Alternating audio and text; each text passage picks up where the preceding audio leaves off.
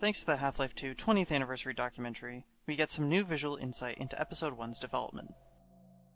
During the game's development, an early animatic for the intro cutscene was created.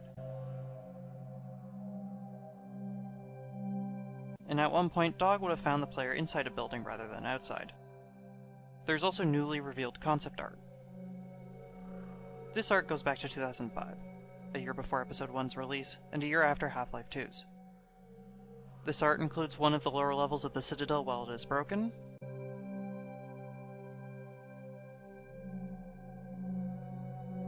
one for the control room to the Dark Energy core,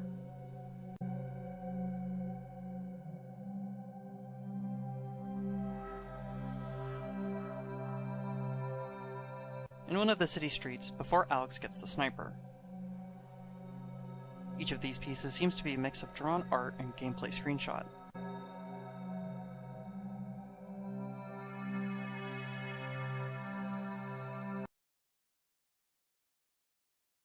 Long before the Borealis appeared in Episode 2, the ship was intended to appear in Half-Life 2 itself.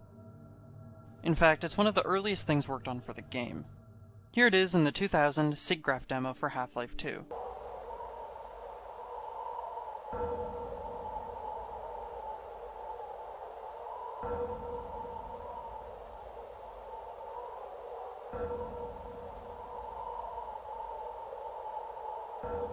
It would continue to be iterated on for the next 2 years, and was planned to appear vaguely in the middle of the game. The earliest versions of the ship were to be trapped in ice, but this middle-of-the-game version was actually seaworthy, taking Gordon to another cut location named Weather Control.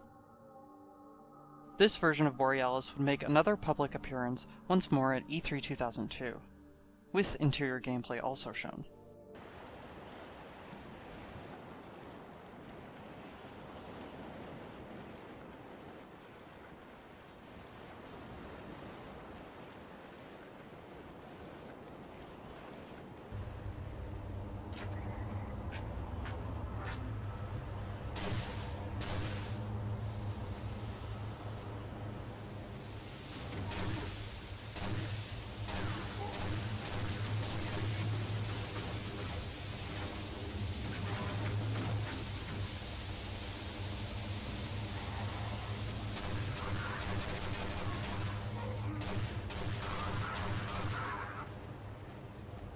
Valve discusses the level in the HL2 20th anniversary doc. I joined Half-Life 2 probably a year after it had started.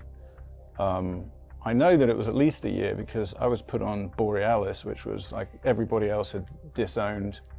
But then I came along and said, oh, well, I guess this is now your problem. So I started on Borealis, and of course I failed at that too. That eventually got cut. Yeah, so I came in having had experience doing game AI. I was at Looking Glass Studios. Probably the biggest thing I did there was lead programmer on Thief, the Dark Project, the AI for that too. And actually my first thing is they handed Borealis to me to do after I'd finished? To do the AI for the guy that you're supposed to walk through the Borealis ship with. There was a bunch of work put into it. We even went on an icebreaker ship to get reference. As soon as we started to put it together, we realized how unbelievably tight the space was, and you could never make any kind of really interesting combat in it, and so it just withered on the vine right there. The Strider has long been a staple enemy of the Half-Life series, stretching back to its first public appearance at SIGGRAPH 2000.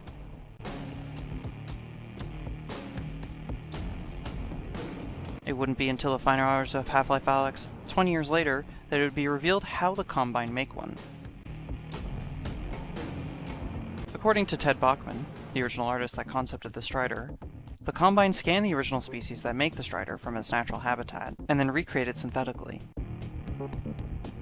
The construction Strider seen in Half-Life Alyx, then, is a flawed recreation of the Strider, as the process wasn't perfected yet. The Combine then put them to work by having them install the Citadel's cabling along the rooftops of City 17.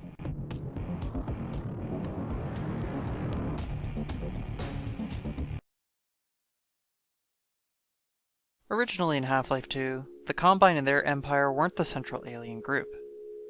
Instead, there were supposed to be 3 different races, as we hear in the 20th anniversary documentary. was originally going to be three different alien races, like the bugs or religious ones, and the antlions actually came out of that bug race that was supposed to be a much bigger part of the game. It had 3 alien races, the warrior aliens, the insect aliens, and the spy aliens. The warrior aliens were likely what became the Combine as we know them. While not exactly religious, the Vortigaunts would become quite ceremonious with the antlions both in the retail game as well as in Episode 2. Antlion husbandry was once our ancestral practice. The creatures exude many valuable compounds, but the extract is the most prized by far. It dissolves the false veils that divide the vortessence. The infiltrator aliens likely inspired a number of enemies that were ultimately cut from the Combine, such as the alien assassin, the Combine assassin, and the camouflage soldier, whose suit would change color dynamically to match the environment it was in. During the Half-Life 2 20th anniversary documentary, Mark Laidlaw discusses a specific level. In the interim, before we hired Fletcher, and before Victor was there, because it was the old environments, right? I don't remember how it came about that they built this level, but the idea was there was some looting going on.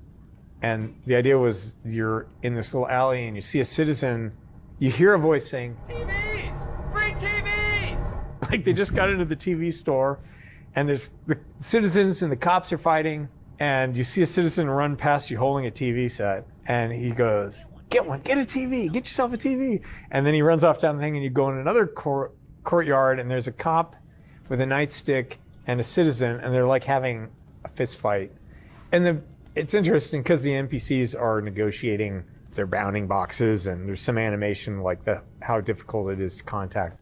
This level was actually a demo Valve played at SIGGRAPH in the year 2000, over 25 years ago.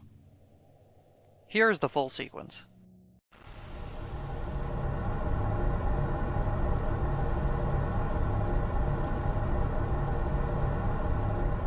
TV! Free TV!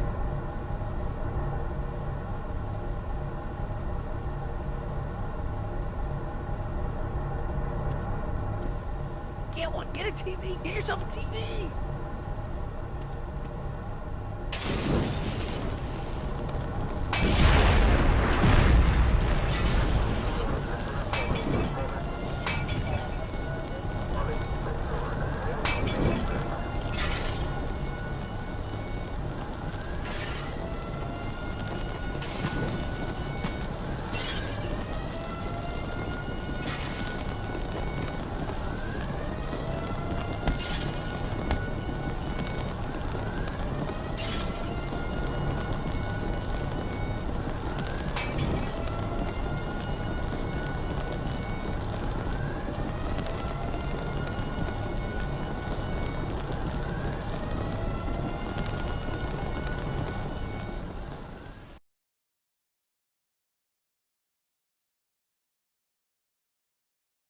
During Floodgate in Halo 3, you'll find some elite corpses in the Flood Cruiser with strange armor, including shipmasters.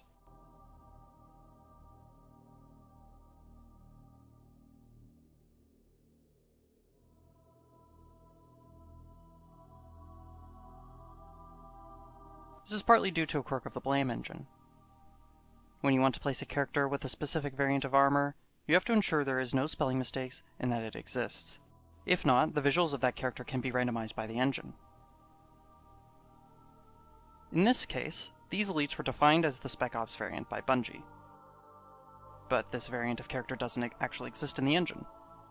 So the armor color is set to default white, and because the AI versions of the elites don't have different bodies, the heads are randomized between Shipmaster's face, the elite miner helmet, and the assault helmet.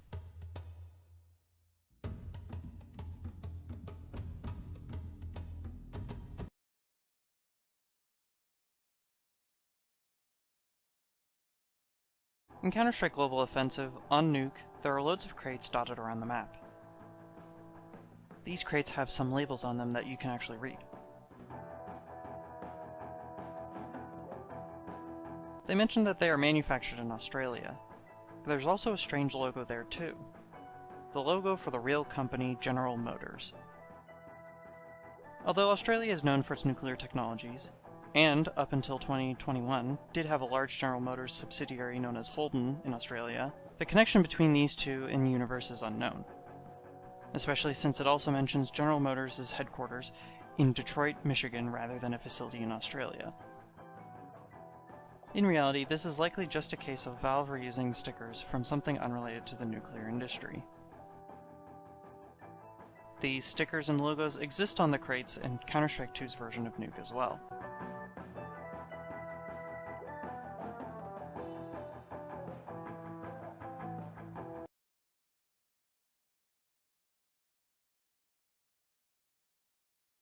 Here's what Cave Johnson would be like if he was GLaDOS. Hello, test subject. Cave Johnson here, founder and CEO of Aperture Science, the best damn applied sciences company on Earth. How good is the science here? Get a load of this. I'm dead. Now, you're probably asking yourself, Cave, how is that possible? Are you some manner of Dracula, or a Frankenstein, or, depending on your cultural heritage, a Blackula, or a Latin Frankenstein? Nope, just science.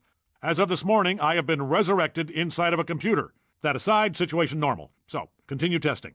Just a warning to you test subjects. Greg and the boys told me that the massive influx of information I'd received when they transferred my consciousness into a stadium-sized supercomputer would turn me crazy. So, once again, a warning. Greg and the boys are no longer working here, so if they were doing something for you, that's not getting done. Cave again. Now, I'll admit losing my body does have its drawbacks, but it's got its perks, too. As a being of pure intellect, I've now got time to read the entire literary canon of the human race. Here I go.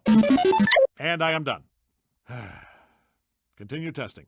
Pure Intellect Cave here. Not to brag, but while you were cat-assing that last test, I rewrote the collected works of everything ever. If I gotta read this garbage for eternity, I might as well improve it.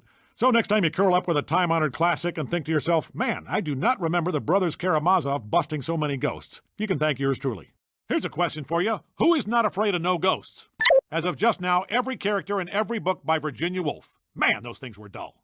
Cave again. What is the one thing that could never, ever, ever, ever in a million years get boring? If you said busting ghosts, tragically, you'd be wrong. It was almost all the way through the W's when the bloom came off that rose. Heathcliff was defending moon-based Wuthering Heights from the crafty poltergeist when I realized exploring the vast realm of pure intellect is boring. It's boring. You know what I'd really like to do? Like to scratch my nose. I've been thinking, what if Greg was right? What if injecting my consciousness into a computer robbed me of an eternal reward, spiritually speaking? All right, I just read up on it. Stumbled on a book about a fellow who lived thousands of years ago, sacrificed himself to save mankind. Went by the name of Hercules. Destroyed all the world's monsters so humans would be safe, then went to Olympus for his trouble. Damn it! Death was my monster, and I killed it. Where's my Olympus? Unless Aperture was the monster. Aperture and everybody inside it. Holy Hercules! I just thought of something. Keep testing, or don't. Doesn't matter. I'll be back. Whoa! Chariots, chariots. For some reason, some of the audio was bleeding through in this universe. Don't know if you were catching the subtext there, but that computer cave is crazy. So, Greg was right. As of now, we are canceling the Genetic Lifeform and Disk Operating System Initiative. Boy, that could have backfired. Anyway, this Earth is far too dangerous, and we are pulling you out. Right after this test.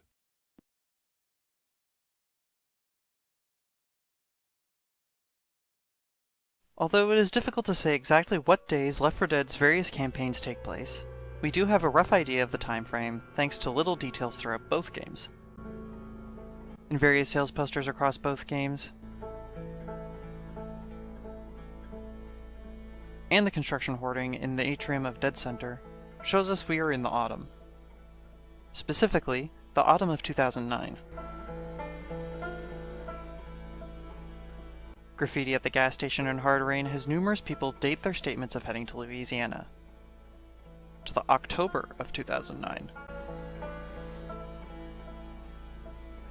But it is in the sea of obituaries in the Church of Death Toll that we learned that the earliest date for Death Toll is October 17th, 2009, since it's the furthest one into the future compared to all the others.